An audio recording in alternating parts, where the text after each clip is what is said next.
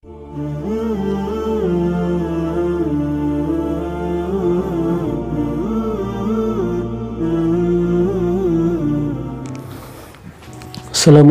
warahmatullahi wabarakatuh. Alhamdulillahirabbil alamin. Wassalatu wassalamu ala asyrafil anbiya'i wal mursalin sayyidina Muhammadin wa ala alihi wa ashabihi ajma'in, amma ba'd.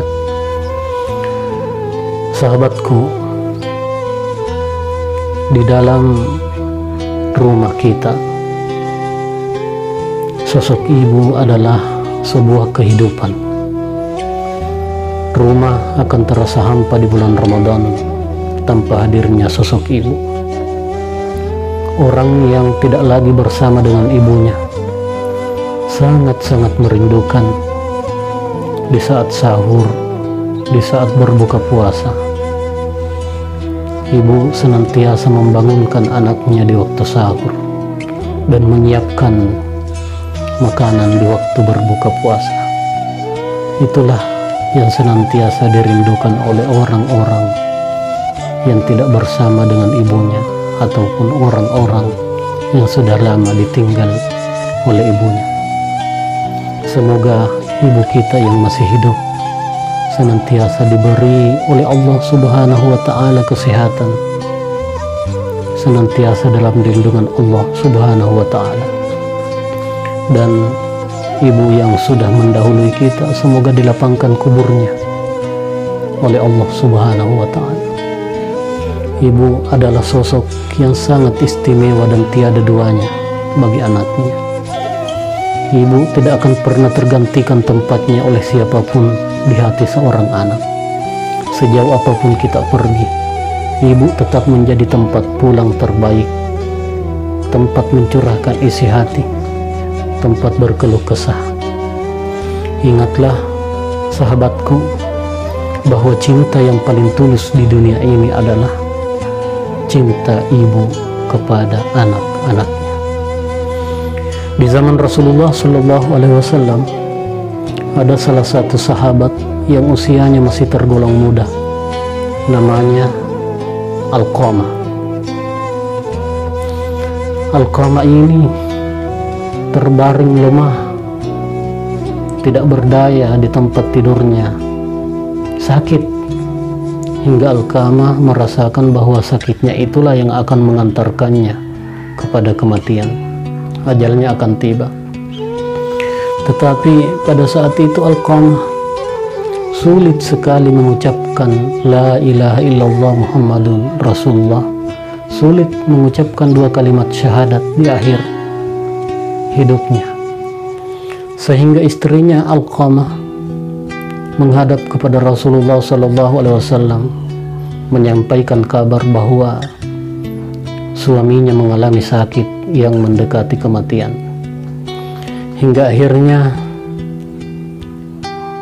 ketika dia menghadap Rasulullah SAW dan menceritakan kejadian aneh yang menimpa suaminya itu, Rasulullah SAW langsung bertanya kepada sahabat, "Wahai sahabatku, apakah orang tua Alqamah masih ada yang hidup? Apakah ibunya atau ayahnya?"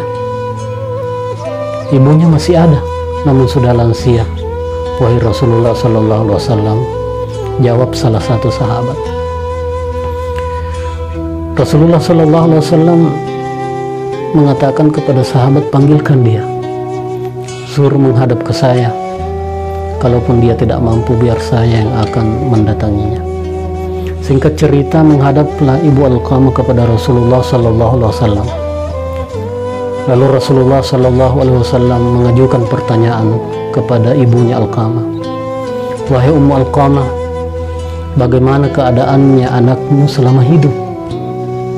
Ibunya menjawab, "Ya Rasulullah, dia sangat rajin ibadah, sering mengerjakan salat malam, puasa Ramadannya luar biasa, puasa sunnatnya Senin Kamis luar biasa, dan dia juga rajin bersedekah." Sehingga Rasulullah SAW ketika mendengar ibu Alqamah, Rasulullah penasaran dan melanjutkan pertanyaannya, Kata Rasulullah, bagaimana keadaanmu dengannya? Kepada Ibu Alqamah, lalu bagaimana keadaanmu dengan Alqamah? Kata Rasulullah kepada Ibu Alqamah. Ibunya diam sejenak, lalu menjawab, ya Rasulullah, saya pernah dikecewakan anak saya, karena pada waktu itu dia lebih mengutamakan istrinya daripada saya, kata ibunya Alqamah. Rasulullah Shallallahu Alaihi Wasallam berkata kepadanya, wahai Ummu Alqamah, berkat kekecewaanmu yang kau pendam selama ini, sekarang anakmu Alqamah tidak mampu mengucapkan 2 kalimat syahadat menjelang wafatnya. Dan jika engkau tidak mau memaafkan anakmu, kata Rasulullah Sallallahu Alaihi Wasallam, maka izinkanlah saya membakarnya hidup-hidup. Sentak Ibu Alqamah menjawab, wahai Rasulullah, sebesar apapun rasa kecewa saya kepada anak saya tidak akan sanggup dan ridha jika sampai melihat anak saya dibakar hidup-hidup. Wahai Ummu Alqamah, kata Rasulullah Sallallahu Alaihi Wasallam, ridha Allah tertitip pada ridhamu. Jika engkau enggan memaafkan semua kesalahan anakmu, maka semua amal ibadahnya hanyalah perbuatan yang sia-sia di hadapan Allah Subhanahu wa Ta'ala. Kemudian ibunya Alqamah menjawab, saya bersaksi demi Allah dan Rasulnya serta semua yang hadir di sini bahwa saya, ibunda dari Alqamah, telah memaafkan semua kesalahan anak saya yang sudah diperbuat selama hidupnya. Akhirnya Rasulullah Sallallahu Alaihi Wasallam mengutus sahabat Bilal untuk pergi ke rumahnya Alqamah untuk menuntun membaca 2 kalimat syahadat. Dan singkat cerita, Alqamah sudah bisa membuka mulutnya yang tadi sebelum dimaafkan oleh ibunya, lidahnya tidak bisa bergerak, mulutnya tidak bisa terbuka. Ketika Bilal menuntunnya, alhamdulillah, mulut daripada Alqamah, lidahnya mulai terbata-bata membaca La ilaha illallah Muhammadun Rasulullah. Sahabatku, pelajaran apa yang bisa kita petik dari kisah ini? Bahwa sekecewa apapun ibu kita pernah menyakiti hatinya, akan tetapi ibu kita tidak akan pernah mau anaknya tersakiti. Seorang ibu mampu menjadi tulang punggung keluarga setelah ditinggal oleh suaminya. Seorang ibu mampu menahan tangis di hadapan anak-anaknya meski harus menahan lapar di perutnya. Namun kita lihat seorang anak kadang merasa malu di hadapan teman-temannya hanya karena pakaian atau penampilan ibunya yang sangat sederhana. Ingatlah kita, apakah kita ingat saat lebaran tiba, kita selalu memakai pakaian baru untuk berlebaran. Ibu kita rela tidak memakai pakaian yang baru. Yang penting anak-anaknya berpakaian baru.